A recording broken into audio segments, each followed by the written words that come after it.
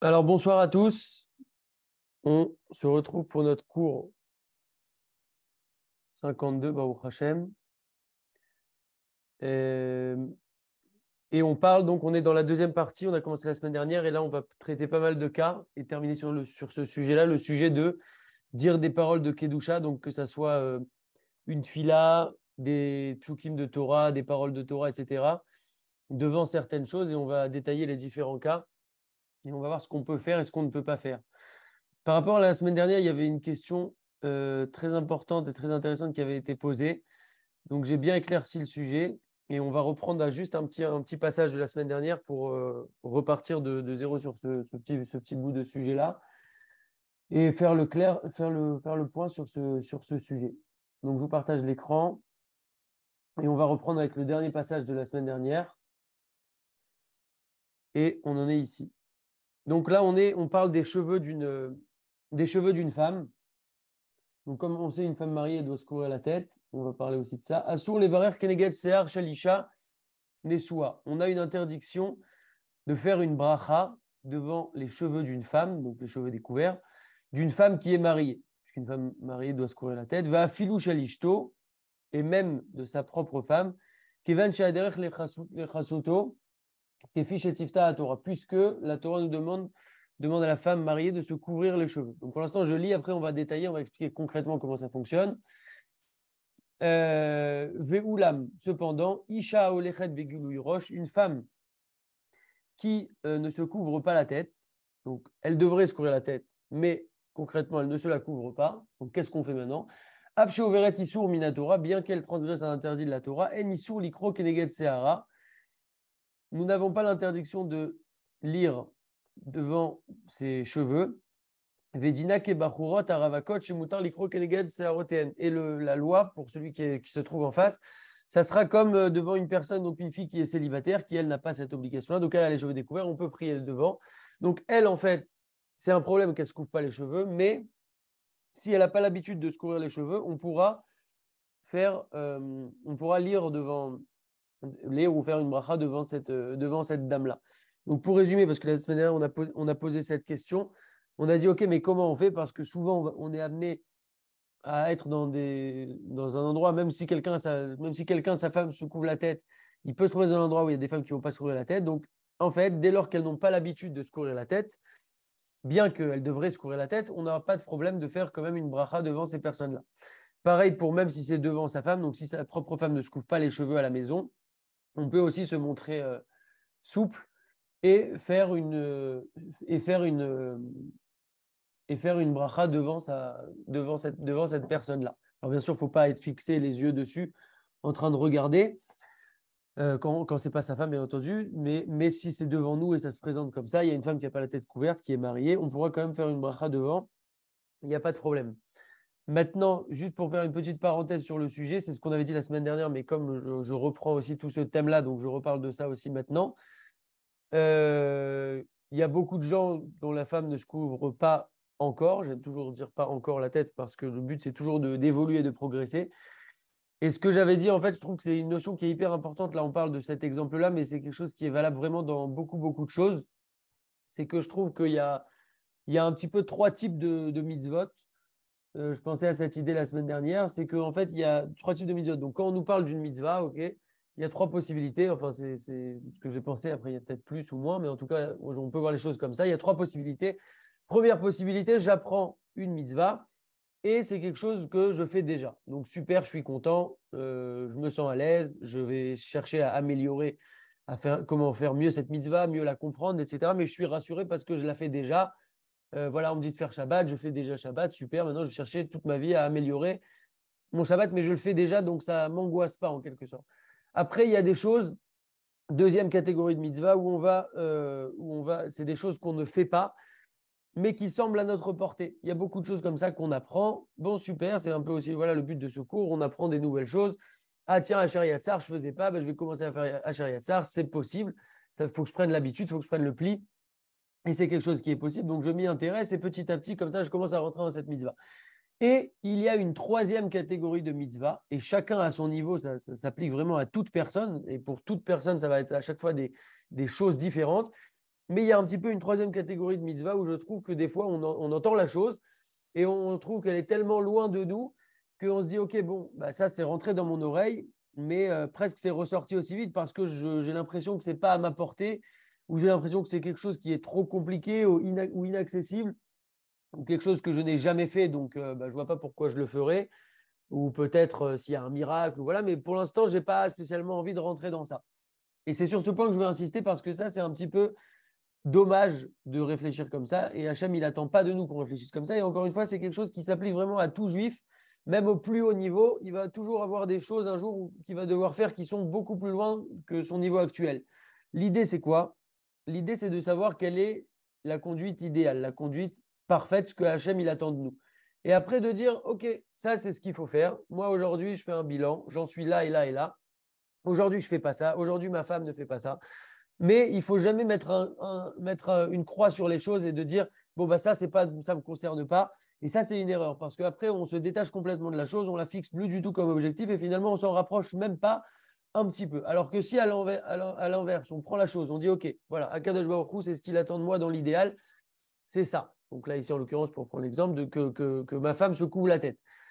Donc, c'est un idéal. Aujourd'hui, je ne suis pas du tout dans ça. Je suis très, très loin de ça, mais ce n'est pas grave. L'idée, c'est quoi? C'est que je fixe mon idéal et petit à petit, ça va peut-être prendre 6 mois, 1 an, 5 ans, 10 ans, 20 ans, mais ce n'est pas grave parce que je vais m'en rapprocher petit à petit. Je peux commencer à faire la chose petit à petit pour, encore une fois, on reprend l'exemple ici de la femme qui se couvre la tête, mais c'est vraiment applicable dans toute chose.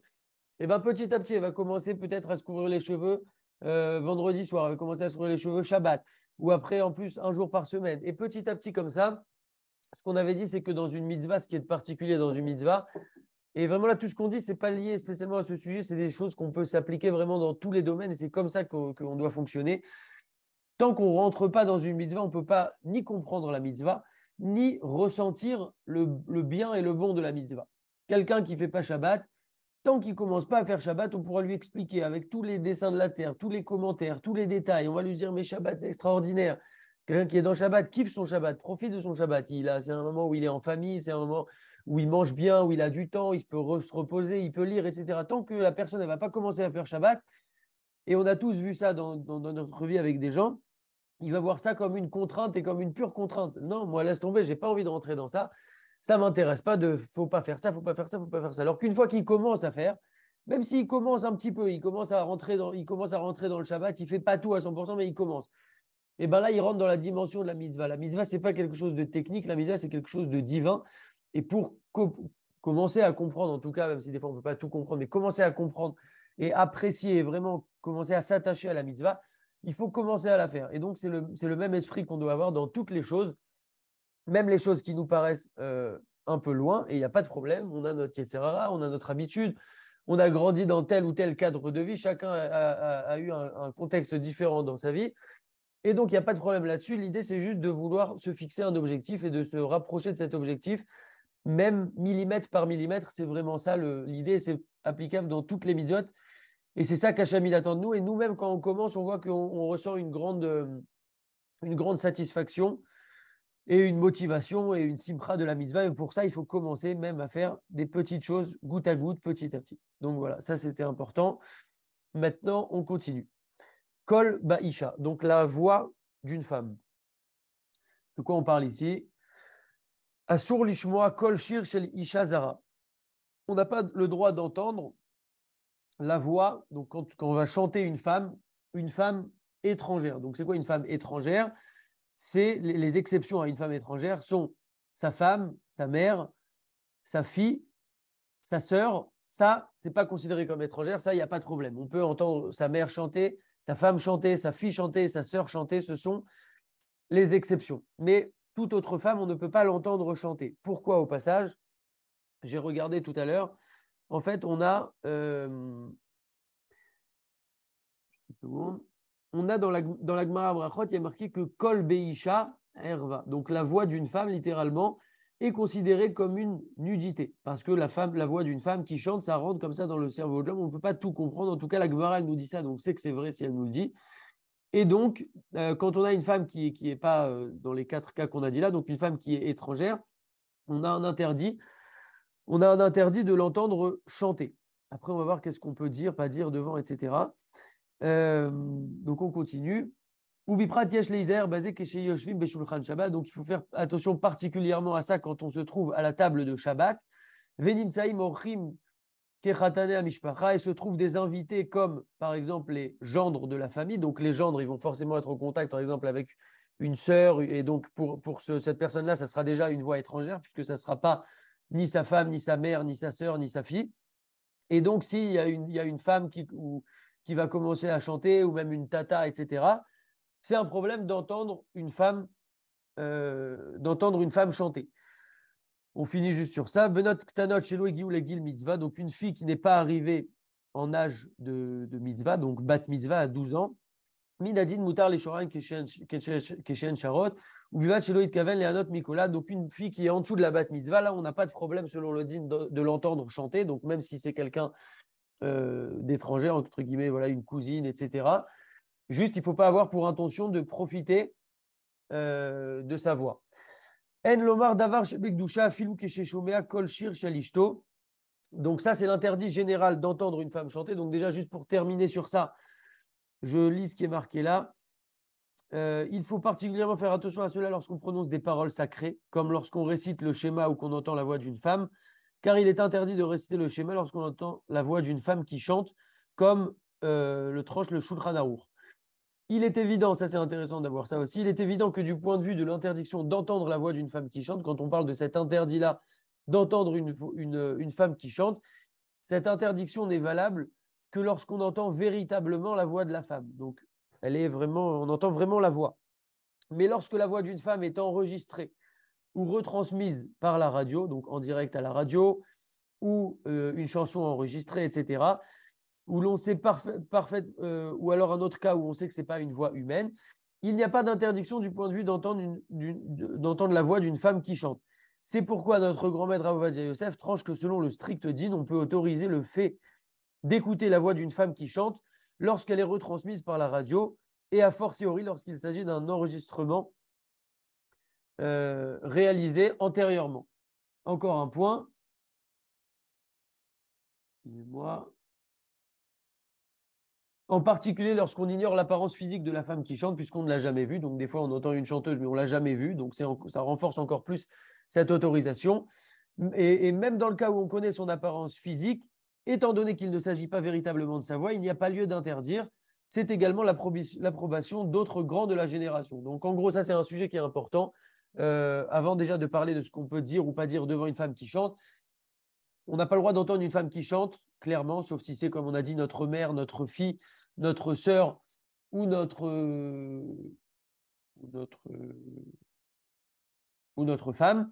Par contre, si c'est par la radio ou si c'est un enregistrement, Rav Ovadia Yosef, en l'occurrence, tranche que ça sera permis selon le strict din. Bien évidemment, il vaut mieux s'en abstenir et il vaut mieux essayer de s'éloigner de ça petit à petit.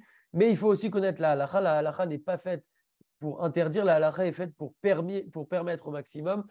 Un bon rave, c'est quelqu'un qui va essayer de trouver le maximum de possibilités pour donner le maximum d'autorisation, mais toujours en restant conforme à la halakha. Donc, il faut savoir que ce n'est pas interdit d'écouter une femme qui chante, mais il vaut mieux s'en abstenir. Mais selon le strict din, ce n'est pas interdit. Par contre, si on entend directement sa voix, non pas au travers un haut-parleur ou des écouteurs ou une radio, là, ce sera complètement interdit. Donc voilà, il faut être très clair sur le sujet. Maintenant, concernant dire des paroles de Gdusha, En lomar davar shebe Gdusha, afilou kol shir shalishto. Par contre, là on a parlé d'écouter, maintenant on va d'écouter simplement la chanson. Maintenant on est en train de parler de dire des paroles de Kedusha. Ça, ce sera interdit. On ne pourra pas dire des paroles de Kedusha devant une femme qui chante, et même si c'est sa propre femme. Donc voilà, ça c'est clair sur le sujet. Ou Mikol Makom, Imta avec Arakar, Kriyat Shema ou Itpalal. Maintenant, s'il s'est trompé a posteriori et qu'il a lu le Kriyat Shema ou qu'il a fait la Mida, il a prié en entendant une femme qui chante, Eno Chayav Lachzor Shuv, il n'a pas l'obligation de recommencer. Mais c'est ça qu'il faut retenir, on ne peut pas dire des tfilotes, des psukim, etc. devant une femme qui est en train de chanter. Très bien, on continue. Ve'aya machanecha kadosh.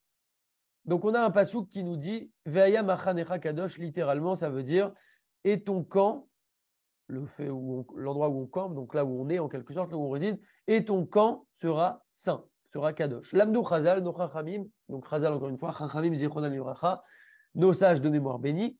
De ce verset-là, nos sages nous apprennent chez Assur Lomar, Olearer Belev, Davar chez Begdusha, Keneget Soa. De ça, nos sages nous apprennent de ce verset-là qu'il est interdit de dire ou de penser dans notre cœur, dans notre tête, une parole de Kedusha face à une Tsoa. Donc une Tsoa, c'est un excrément. Et on doit s'éloigner de cet excrément jusqu'à qu'on ne le voit pas. Tant qu'on le voit, on ne peut pas dire des paroles de Kedusha. Maintenant, si cet excrément-là, il est derrière nous ou sur les côtés, alors il faudra s'écarter de 4 amotes, donc environ 2 mètres de l'endroit où se termine l'odeur qui provient de cet excrément. Donc si c'est sur les côtés ou derrière, on est plus souple, on permet de juste s'éloigner de 2 mètres jusqu'à là où va l'odeur. Par contre, devant soi, ça sera complètement interdit. Il ne faut pas voir un excrément. Quand on voit un excrément, on ne peut pas faire une bracha. Donc, ça peut arriver, par exemple, dans la rue, si on a un excrément de chien, etc. Très bien. Tsoa amechousa, afilou bekisou ishakouf. Donc, maintenant, si on a un excrément qui est recouvert, même si c'est quelque chose de transparent, donc admettons qu'il y a un sachet en plastique par-dessus et qu'on voit quand même à travers, mais dès lors que c'est recouvert, Imen reachra, si on n'a pas de mauvaise odeur qui se dégage de là, mutar likro kenegeda, on aura le droit de lire des paroles de Torah, donc devant cet excrément. Chez Nehemar, vekisita, etc. Comme il est écrit, ça aussi on l'apprend d'un autre verset, vekisita, etc. Quand tu vas couvrir ton excrément. Donc ici, dès que c'est couvert, il n'y a pas de problème. Mais dès qu'on le voit, c'est un problème. Assur likro ou levarer, kesheyesh reachra mibet akise, osheniftar veyou. On a une interdiction de lire des versets ou de faire une bracha quand il y a une mauvaise odeur qui provient d'un toilette, par exemple, ou qui provient d'un égout. On a l'interdiction de faire une bracha si on a cette odeur-là. Donc, il faut s'éloigner jusqu'à qu'on ne sente pas l'odeur. Encore un autre cas qui va vous faire rire. Adam chez Ifiar, donc un homme qui a flatulé. Oui, on essaye de trouver des mots jolis et adaptés, même si on ne parle pas comme ça dans la vraie vie. Asurlo l'ilmod Torah,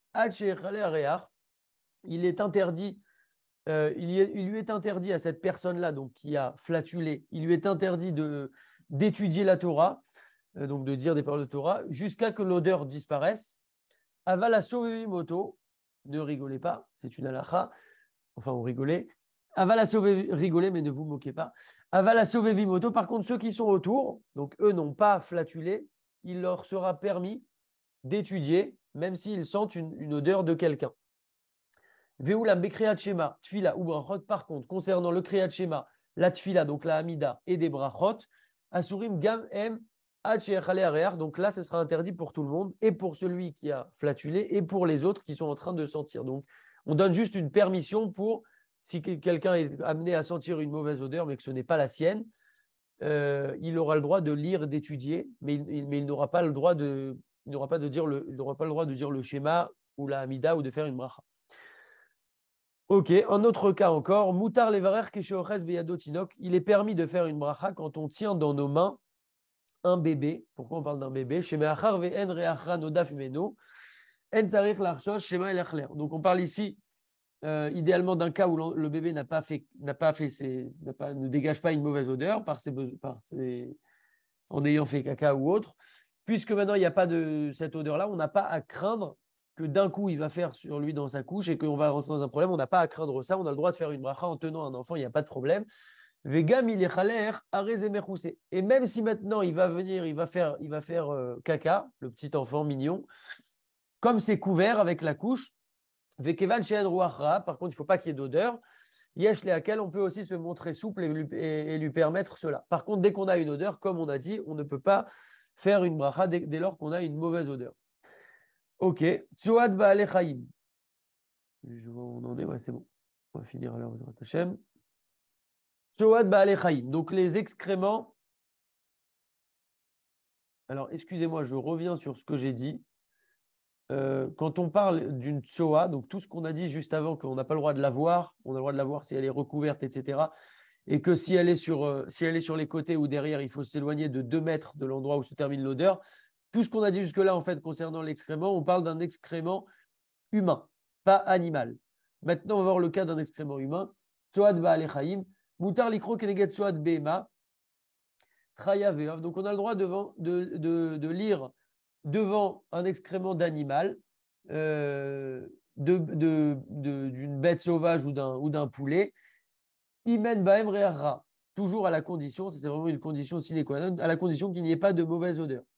Donc, devant un excrément d'animal, ce sera permis. Par contre, oulam, keneged loul shel tarnegolim, devant un poulailler, verefat shel bakar, et devant une étable, asur likro, mipene sherecham ra metsoatam. Parce que là, on a une odeur de leur excrément qui est très très forte et qui est dégagée en permanence. Vetzarich leachik mehem komo betsoatadam, milefanav meachora ou mitzdadam. Il faudra s'éloigner complètement de cette odeur. Donc l'odeur, c'est vraiment un truc qu'on retrouve partout. On ne pourra jamais faire une bracha ou lire des versets, etc. dans un endroit où on a une mauvaise odeur. Par contre, juste si on voit en fait finalement, et donc je reviens sur ce que j'ai dit juste avant, si on voit juste un excrément de chien à distance, on ne va pas aller se mettre devant exprès, mais s'il est devant nous, ça ne pose pas de problème du moment qu'il n'y a pas d'odeur. Par hashpa, un cas intéressant, donc une poubelle, c'est quelque chose qui peut arriver très fréquemment. Par hashpa, donc une poubelle qui se trouve dans la rue. Ibnodaf menurara, donc si se dégage de cette poubelle une mauvaise odeur, itrachak meno veikra. Il faudra s'éloigner de cette poubelle et ensuite il pourra lire. Donc toujours la même histoire avec l'odeur, il faut s'en l'éloigner jusqu'à qu'on ne la sente pas. Par contre, s'il n'y a pas de mauvaise odeur, c'est intéressant parce que c'est très souvent ce qui se passe. Ça peut être les petites poubelles qu'on a dans la rue ou même une benne, etc. Il n'y a pas souvent des odeurs.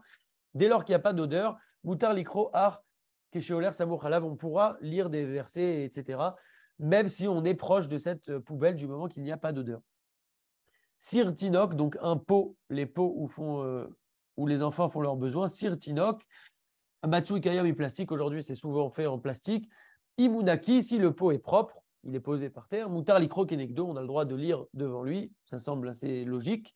Veim Tinok Yoshev Besir Veosetzacha, maintenant si l'enfant est en train de faire ses besoins dans le pot, Im En Menoreacha, s'il n'y a pas de mauvaise odeur qui se dégage du pot, première condition. Et deuxième condition, ou Begadav Yordim les Mata Beofen Shelonir et Assir, et ses vêtements sont un petit peu en train de recouvrir le pot de manière à ce qu'on ne le voit pas. Donc il n'y a pas de mauvaise odeur et les vêtements de l'enfant recouvrent un peu le pot comme ça. Moutar Likro Kenekdo, on pourra lire également aussi devant ce pot dans lequel l'enfant fait ses besoins. Meraglaïm, ce sont des urines. De la même manière qu'il est interdit de penser à des paroles de Kedusha devant une tsoa, donc un excrément. On parle ici d'un excrément humain, vous l'avez compris, parce qu'un excrément d'animal, ce n'est pas un problème. Donc, de la même manière qu'il est interdit de penser, et donc a fortiori de dire des paroles de Kedusha devant un excrément humain, ou à din keneged meraglaim. C'est le même din concernant les urines. Il faut également s'éloigner, comme le din de la tsoa, de l'excrément humain, milefana, il faut s'éloigner de devant lui, achelo ireotam, jusqu'à qu'on ne le voit pas. Donc, c'est un problème de voir l'urine, indépendamment de l'odeur. En fait, c'est un problème de voir de l'urine d'humain face à soi, c'est un problème. Donc, il faudra se décaler jusqu'à qu'on ne la voit pas. Les et c'est la même règle en fait que l'excrément humain. Maintenant, si on ne le voit pas, mais qu'il est sur les côtés ou derrière, il faudra s'éloigner de Arba Hamot, donc 2 mètres.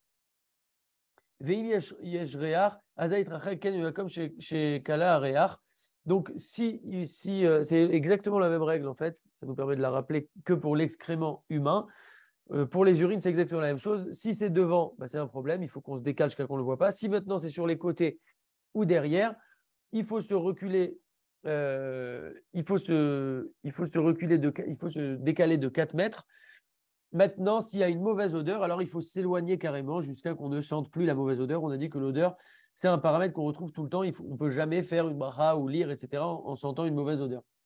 Veoulam, im shofer chaleam revit. Par contre, si maintenant on vient et on verse un revit, donc 86 millilitres d'eau, ben keshem bekli ou ben keshem algabe karkal, que ces urines soient dans un ustensile ou qu'elles soient réparties sur le sol, dès lors qu'on va verser dessus une quantité minimum de 86 millilitres d'eau, donc verser un peu d'eau comme ça dessus, moutar likro kenegdam, alors là, on pourra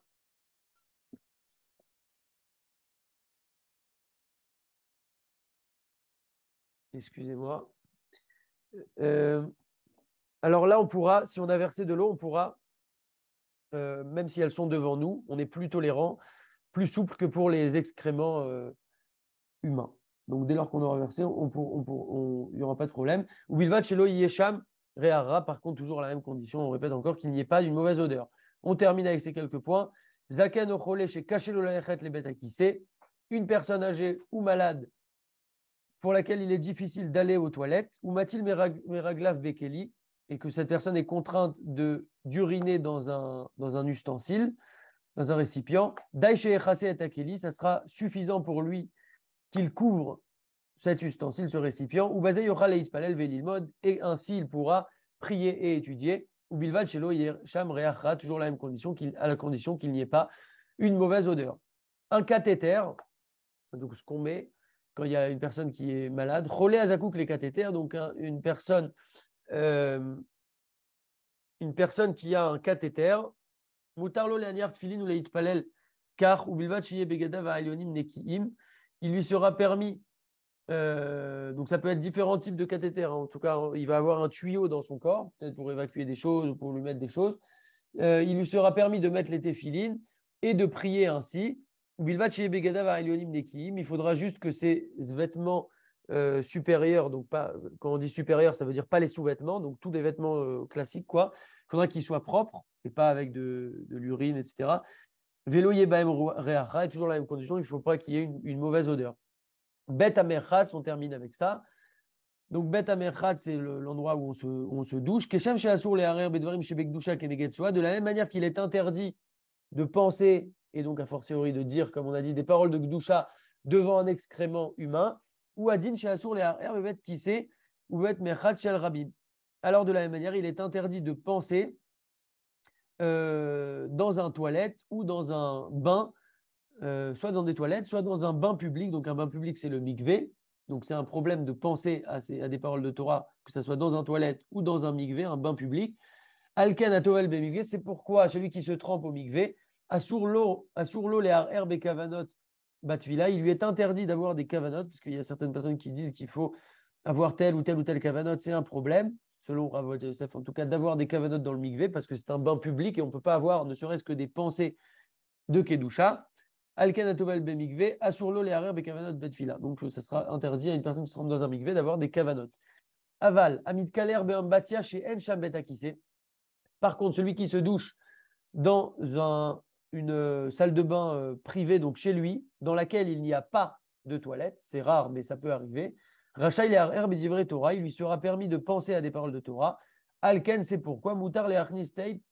C'est pourquoi il lui sera permis de rentrer, par exemple, une cassette. Donc, bon, une cassette, c'est à l'ancienne, mais aujourd'hui, ça sera une enceinte, on va dire, pour écouter un cours de Torah. L'ishmoa shiur Torah be'et shemit kaleach, au moment où il se douche. Donc, si quelqu'un, encore une fois, toilette et bain public comme le mikvé, c'est interdit de penser à des paroles de Torah. Par contre, salle de bain privée et à la condition qu'il n'y ait pas de toilette là-bas, on aura l'autorisation d'écouter des paroles de Torah et pas de les dire, mais de les écouter. Asur Lomar, dernier point. Asur Lomar Shalom la Chavero Bevet Amerchatz. Il est interdit de dire Shalom, donc de saluer son ami en disant le mot Shalom dans un Bet Amerchatz, donc dans un endroit où on se douche, donc un bain, par exemple un mikvé, ou l'endroit où les gens se douchent et se préparent pour le mikvé. Kishmo Shel Akadosh Baruch Hu Shalom. Il faut savoir que Shalom, c'est un des noms d'Akadosh Baruch Hu. Comme on dit Al-Shem Sheosé Shalom Bimroa, parce qu'Akadosh Baruch Hu, on dit qu'il fait le Shalom dans les cieux, et donc il fait le Shalom dans les hauteurs.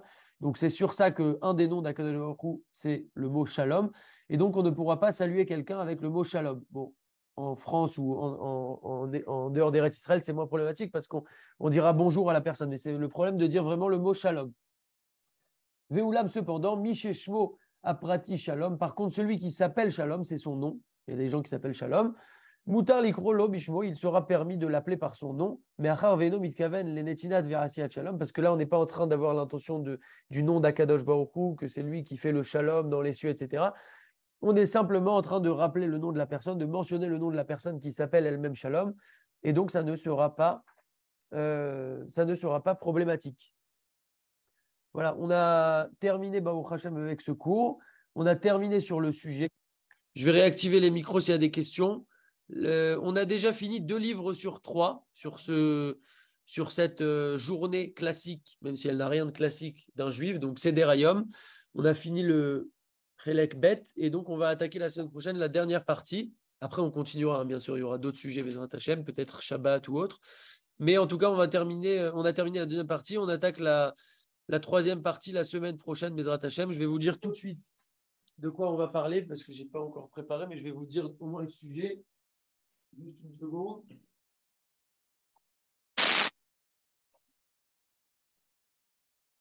Donc, la semaine prochaine, on démarre le livre numéro 3 et dernier de cette série. Et on va parler de la Kriyat Torah, de la lecture de la Torah. Voilà. Chazak, Shimon. Chazak à tous.